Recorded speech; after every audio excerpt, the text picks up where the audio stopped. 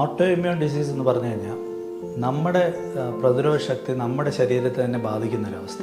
Lupus എന്ന് പറയുന്ന അല്ലെ SLE എന്ന് പറയുന്ന ഒരു അസുഖം എന്ന് പറഞ്ഞു കഴിഞ്ഞാൽ അത് ഒരു അവയവത്തെ അല്ലെ ഏത് അവയവത്തെ വേണമെങ്കിലും ബാധിക്കാം. ഏത് ഓർഗനാണോ കാര്യമായി ബാധിക്കുന്ന ആ ഓർഗൻ സപ്പോർട്ട് ചെയ്യാൻ നമ്മൾ ആ സ്പെഷ്യലിസ്റ്റിനെ ഹെൽപ്പ് എടുക്കേണ്ടി വരും. സിവിയറായിട്ട് ബാധിക്കുന്ന ഈ ഓർഗൻസിന് അതിൻ്റെ തീവ്രത അനുസരിച്ചാണ് നമ്മൾ മരുന്ന് കൊടുക്കുന്നത്. നമസ്കാരം. കോട്ടയം കാരിത്താസ് ഹോസ്പിറ്റലിലെ കൺസൾട്ടന്റ് റ്യൂമറ്റോളജിസ്റ്റായ ഡോക്ടർ എബ്രഹാം ആണ് ഇപ്പോൾ നമ്മുടെ കൂടെയുള്ളത്. നമസ്കാരം ഡോക്ടർ. പലപ്പോഴും ഈ റുമാറ്റിക് കണ്ടീഷൻസ് അതല്ലെങ്കിൽ അതുമായി ബന്ധപ്പെട്ട വിഷയങ്ങളിൽ നമ്മൾ കേട്ടിട്ടുള്ള അല്ലെങ്കിൽ പബ്ലിക് പരിചിതമായ ഒരു ടേമാണ് ഓട്ടോ ഇമ്മ്യൂൺ ഡിസീസസ് എന്ന് പറയുന്നത്. ഒരു വേർഡ് വൊക്കാബുലറിക്ക് അപ്പുറം കുറച്ചും കൂടി ഒരു അവയർനെസ് ക്രിയേറ്റ് ചെയ്യുന്നതിൻ്റെ ഭാഗമായിട്ട് എന്താണ് ഓട്ടോ ഇമ്മ്യൂൺ ഡിസീസ് എന്ന് പറയുന്നത്, അല്ലെങ്കിൽ ആ ഒരു കണ്ടീഷനിൽ ഒരു വ്യക്തിയുടെ ശരീരത്തിൽ സംഭവിക്കുന്നത് എന്താണ്? ഓട്ടോ ഇമ്മ്യൂൺ ഡിസീസ് എന്ന് പറഞ്ഞു കഴിഞ്ഞാൽ നമ്മുടെ പ്രതിരോധ ശക്തി നമ്മുടെ ശരീരത്തെ തന്നെ ബാധിക്കുന്നൊരവസ്ഥ. നമ്മുടെ ഇമ്മ്യൂണിറ്റി എന്ന് പറഞ്ഞാൽ എപ്പോഴും സാധാരണ എന്തെങ്കിലും ഫോറിനായിട്ടുള്ള എന്തെങ്കിലും ഒരു അണുക്കളോ അങ്ങനെ എന്തെങ്കിലും ഒരു ഫോറിനായിട്ട് എന്തെങ്കിലും നമ്മുടെ ബോഡിയിലേക്ക് ഇൻവേഡ് ചെയ്യുമ്പോൾ അല്ലെങ്കിൽ പ്രവേശിക്കുമ്പോൾ അതിനെ തടുക്കാനുള്ളതാണ് നമ്മുടെ ഇമ്മ്യൂണിറ്റി. എന്നാൽ ചില അവസ്ഥകളിൽ നമ്മുടെ ഇമ്മ്യൂൺ സിസ്റ്റം തന്നെ നമ്മുടെ ശരീരത്തെ ആക്രമിക്കുന്നൊരവസ്ഥ വരും, അല്ലെങ്കിൽ അവയവങ്ങളെ ബാധിക്കുന്ന ഒരവസ്ഥ. അതിനെയാണ് നമ്മൾ ഓട്ടോ ഇമ്മ്യൂൺ ഡിസീസ്. അതൊരു അസുഖമായി മാറുമ്പോഴതൊരു ഡിസീസാവുന്നത്. അപ്പോൾ ഓട്ടോ ഇമ്മ്യൂൺ ഡിസീസ് എന്ന് പറയുന്നത് അതാണ്, സ്വന്തം ശരീരത്തെ ബാധിക്കുന്ന ഒരവസ്ഥ. എന്തൊക്കെ തരത്തിലാണ് ഇപ്പോൾ നമുക്ക് ഈ ഒരു ഓട്ടോ ഇമ്മ്യൂൺ ഡിസീസസ് കണ്ടുവരുന്നത്, അല്ലെങ്കിൽ ഇപ്പോൾ നമുക്ക് കേട്ട് പരിചിതമായിട്ടുള്ള ഏതൊക്കെ രോഗങ്ങളാണ് ഈ ഒരു ഡിവിഷൻ്റെ അണ്ടറിൽ വരുന്നത്?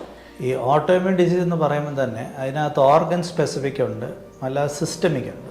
ഓർഗൻ സ്പെസിഫിക് എന്ന് പറയുമ്പോൾ ഏതെങ്കിലും ഒരു അവയവത്തെ ബാധിക്കുന്ന auto immune disease. For example ഇപ്പോൾ തൈറോയിഡ് നമ്മൾ പറയുന്ന പലർക്കും നമുക്കറിയാം ഹൈപ്പോ തൈറോയിഡിസം, ഹൈപ്പർ തൈറോയിഡിസം. അതായത് തൈറോയിഡ് ഗ്രന്ഥിയുടെ പ്രവർത്തനം കുറഞ്ഞു പോകുന്നു, കൂടിപ്പോകുന്നു. അപ്പം അത് എന്ന് പറയുന്ന ഒരു ഓർഗൻ സ്പെസിഫിക് ഓട്ടോഇമ്യൂൺ ഡിസീസാണ്. അതുപോലെ മൾട്ടിപ്പിൾ സ്ക്ലിറോസിസ് ബ്രെയിനിനെ ബാധിക്കുന്ന ഒരു ഓർഗൻ സ്പെസിഫിക് ഓട്ടോഇമ്യൂൺ ഡിസീസാണ്. അതേസമയം ഇപ്പോൾ നമ്മൾ ലൂപ്പസ് എന്ന് പറയുന്ന അല്ലെ SLE എന്ന് പറയുന്ന ഒരു അസുഖം എന്ന് പറഞ്ഞു കഴിഞ്ഞാൽ അത് ഒരു അവയവത്തെ അല്ലെ ഏത് അവയവത്തെ വേണമെങ്കിലും ബാധിക്കാം.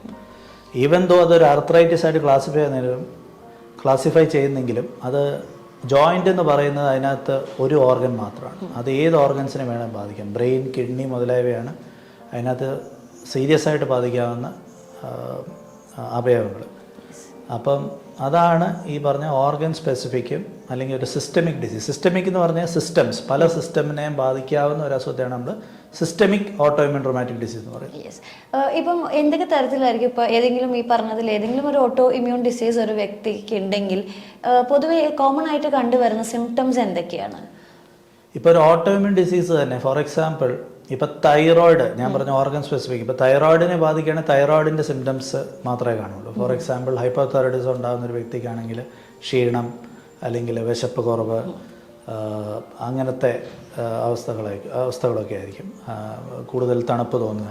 അപ്പോൾ ആ ഗ്രന്ഥിയായിട്ട് ബന്ധപ്പെട്ട പ്രവർത്തനമായിട്ട് ബന്ധപ്പെട്ടുള്ള മാത്രം പ്രശ്നം ഉണ്ടാവുള്ളൂ. പക്ഷേ വാദങ്ങളിൽ ഫോർ എക്സാമ്പിൾ ഈ പറഞ്ഞ സിസ്റ്റമിക് ഓട്ടോഇമ്യൂൺ റൊമാറ്റിക് ഡിസീസ് നമ്മൾ കണക്റ്റീവ് ടിഷ്യൂ ഡിസീസ് എന്ന് പറയുന്നതും ആയിട്ട് വിശേഷിപ്പിക്കും. അതായത് പല അവയവങ്ങളെയും ബാധിക്കുന്ന ഈ അസുഖം, അത് റൊമാറ്റിക് ഡിസീസ്. അതിനകത്ത് ഏത് ഓർഗനെയും ബാധിക്കാം. ഫോർ എക്സാമ്പിൾ സ്കിന്നിനെ ബാധിക്കുമ്പം സ്കിന്നിന് സംബന്ധിച്ചുള്ള ലക്ഷണങ്ങളായിരിക്കും. സ്കിന്നിൽ കുരുക്കൾ വരിക, അല്ലെങ്കിൽ ചിലർക്ക് സ്കിന്നിൽ റാഷസ്, അങ്ങനത്തെ പ്രശ്നങ്ങളൊക്കെ വരാം, പലതരത്തിലുള്ള റാഷസ്. അല്ലെങ്കിൽ ജോയിൻറ്റ്സിനെ ബാധിക്കുമ്പോൾ ജോയിൻറ്റ് പെയിൻസ്. ബ്രെയിനിനെ ബാധിക്കുമ്പോൾ ചിലപ്പോൾ ഫിറ്റ്സ് ആയിട്ടായിരിക്കും വരുന്നത്, അല്ലെങ്കിൽ ചിലപ്പോൾ മെനിഞ്ചൈറ്റിസ് ആയിട്ട് വരാം. അങ്ങനെ ഏത് പാളിയെയും ബാധിക്കുക. ഇപ്പോൾ ബ്രെയിൻസിലാണെങ്കിലും ലങ്സിലാണെങ്കിലും പല ലെയറുകളിലും ഓരോ ഓർഗനിലെയും ബാധിക്കാൻ സാധിക്കും. അപ്പം അതാണ് ഈ കണക്റ്റീവ് ടിഷ്യൂ ഡിസീസിൻ്റെ പ്രത്യേകത. അത് ഒരു അവയവത്തിൽ ഒതുങ്ങി നിൽക്കുന്നില്ല, ഏത് അവയവത്തെ വേണമെങ്കിലും ബാധിക്കാം. എന്തൊക്കെയാണ് നമുക്ക് ഇപ്പം ഈ ഒരു ഇതിൽ അവൈലബിൾ ആയിട്ടുള്ള ട്രീറ്റ്മെൻറ്റ് മൊഡാലിറ്റീസ്? ഇപ്പോൾ തന്നെ മെഡിക്കൽ ഇതിലാണെങ്കിൽ ഏത് ഡിപ്പാർട്ട്മെൻറ്റാണ് നമുക്ക് പൊതുവേ ഈ കണ്ടീഷൻസിനെ ട്രീറ്റ് ചെയ്യുന്നത്? ഇത് ട്രീറ്റ് ചെയ്യുന്നത് മെയിൻലി ഇതിൻ്റെ ഓവറോൾ ട്രീറ്റ്മെൻറ്റ് റൊമറ്റോളജിസ്റ്റ് കൺട്രോൾ ചെയ്യുന്നെങ്കിലും കാര്യം ഇതിൽ പലതിലും ഈ ഇമ്മ്യൂൺ സിസ്റ്റം, അതായത് നമ്മുടെ ഇമ്മ്യൂൺ സിസ്റ്റം ഓവറായിട്ട് പ്രവർത്തിക്കുന്നു, അല്ലെങ്കിൽ സ്വന്തം ബോഡി ആക്രമിക്കുന്ന ഒരവസ്ഥ വരുന്നുണ്ട്.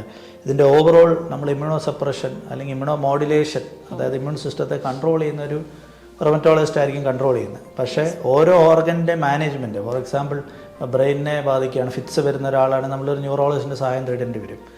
അല്ലെങ്കിൽ ഈ പറഞ്ഞ പോലെ ഏത് ഓർഗനാണോ കാര്യമായി ബാധിക്കുന്ന ആ ഓർഗൻ സപ്പോർട്ട് ചെയ്യാൻ നമ്മൾ ആ സ്പെഷ്യലിസ്റ്റിനെ ഹെൽപ്പ് എടുക്കേണ്ടി വരും. അല്ലെങ്കിൽ സപ്പോസ് ഹാർട്ടിനെ ബാധിക്കുന്നു, ഹാർട്ടിൻ്റെ ഏറ്റവും പുറത്തെ പാളി പെരിക്കാർഡിയം എന്ന് പറയും. ചിലപ്പം പെരിക്കാർഡിയത്തിൻ്റെ ഇൻഫ്ലമേഷൻ കാരണം പെരിക്കാർഡിൽ എഫ്യൂഷൻ വരുമ്പം വലിയൊരു എഫ്യൂഷൻ, അതായത് വലിയൊരു നീർക്കെട്ട് ഹാർട്ടിനകത്ത് ഉണ്ടാകുന്നു, ലാസ്റ്റ് അതിൻ്റെ പുറത്തെ പാളിയിൽ ഉണ്ടാവണേ അത് വലിച്ചെടുക്കണേ നമ്മളൊരു കാർഡിയോളജിസ്റ്റിന് ഹെൽപ്പ് എടുക്കേണ്ടി വരും. അപ്പോൾ അതൊരിക്കലും റൊമറ്റോളജിസ്റ്റ് തന്നെയല്ല അതിനെ മാനേജ് ചെയ്യുന്നത്.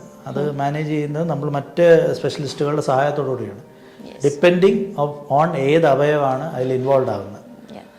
നമുക്ക് ഇപ്പോൾ ഒരു റുട്ടീൻ ഇതായിട്ട് ഏതെങ്കിലും തരത്തിലൊരു ഓട്ടോ ഇമ്മ്യൂൺ ഇഷ്യൂ സോൾവ് ചെയ്യാനായിട്ടുള്ള ഒരു മെഡിക്കേഷൻസോ അങ്ങനെ എന്തെങ്കിലും ഒരു കോമൺ സൊല്യൂഷൻ ആയിട്ടുണ്ടോ, അതല്ലാന്നുണ്ടെങ്കിൽ ഡിസീസ് സ്പെസിഫിക് ആയിട്ടാണോ നമ്മൾ ട്രീറ്റ് ചെയ്യുന്നത്? നമ്മൾ ഡിസീസ് സ്പെസിഫിക് ആയിട്ടാണ് ട്രീറ്റ് ചെയ്യുന്നത്. ദാറ്റ് ഓൾസോ നമ്മൾ അതിൻ്റെ തീവ്രത അനുസരിച്ചാണ്. ഫോർ എക്സാമ്പിൾ ഇപ്പം SLE എന്ന് പറഞ്ഞൊരു വാദം നമ്മൾ എടുക്കുന്നത്, ലൂപ്പസിനകത്ത് ഇപ്പോൾ ഞാൻ പറഞ്ഞല്ലോ സിവിയറായി ബാധിക്കുന്ന ഓർഗൻസാണ് ബ്രെയിനും കിഡ്നിയും. അപ്പോൾ സിവിയറായിട്ട് ബാധിക്കുന്ന ഈ ഓർഗൻസിന് അതിൻ്റെ തീവ്രത അനുസരിച്ചാണ് നമ്മൾ മരുന്ന് കൊടുക്കുന്നത്. ലൈറ്റ് ഡിസീസ് ആണെങ്കിൽ, ഫോർ എക്സാമ്പിൾ സ്കിന്നോ ജോയിൻറ്റോ ബാധിക്കുകയാണെങ്കിൽ അതൊരു ലൈറ്റ് ഡിസീസായിട്ട് കരുതപ്പെടും. അപ്പോൾ അതിനുപയോഗിക്കേണ്ട ഈ പറഞ്ഞ മെഡിസിനുകളുടെ ശക്തി എന്ന് പറയുന്നത് കുറവാണ്. സമയം ബ്രെയിനും കിഡ്നിയും ഒക്കെ ബാധിക്കുമ്പം അത് കുറേ മേജർ ഓർഗൻസ് ആണ്, അത് സിവിയറായി ബാധിച്ച ലൈഫ് ത്രെട്ടനിങ് ആണ്. അപ്പോൾ അങ്ങനത്തെ സിറ്റുവേഷൻസ് വരുമ്പോൾ നമ്മൾ കുറേ കൂടെ പവർഫുള്ളായ മെഡിസിൻസ് ഉപയോഗിക്കേണ്ടി വരുന്നു. So thank you so much doctor. Auto immune diseases എന്ന ഒരു ടോപ്പിക്കിനെ പറ്റി വളരെ ഡീറ്റെയിൽഡ് ആയിട്ട് തന്നെ താങ്കൾ സംസാരിച്ചു. Thank you so much.